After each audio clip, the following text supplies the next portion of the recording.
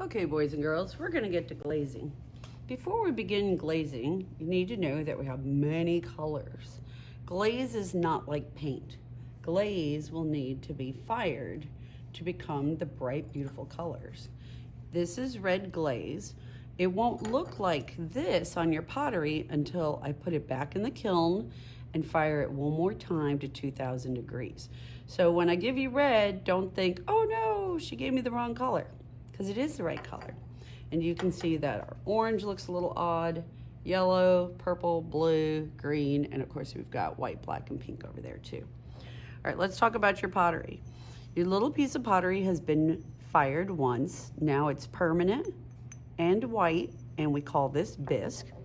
And now you're gonna take a brush and one color at a time and glaze whatever you would like to glaze on your pottery.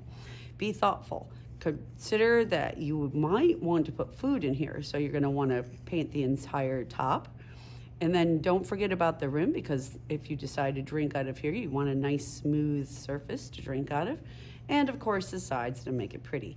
The one area we try not to glaze is the bottom, because that sits on the kiln shelves, and I will always scrub this off if you put anything on there, because if we leave it on, it will stick in the kiln and never be able to be taken off without breaking it. So try not to glaze the bottom, but if you do, don't worry, I'm gonna wipe it off anyways.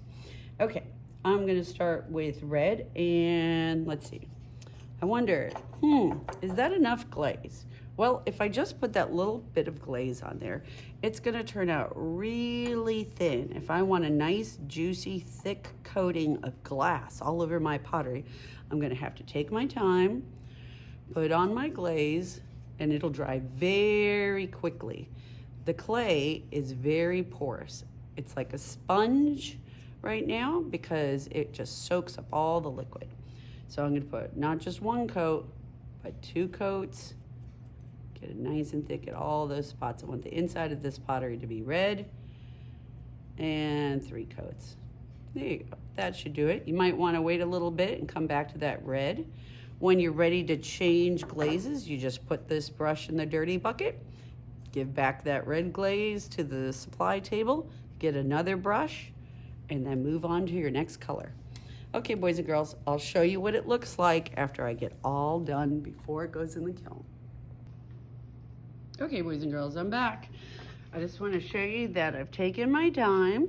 I've done the inside red, the lip of it is blue, and I put some polka dots on that aren't quite dry yet. Those should be beautiful. Now I'm gonna show you that I tried to skip the bottom, but a little bit always goes on the bottom. So when I am done, I will wash your projects off and make sure the bottom is nice and clean with my sponge. Okay, boys and girls, it'll take a few days and then you'll get them back and they'll be beautiful. Have fun glazing.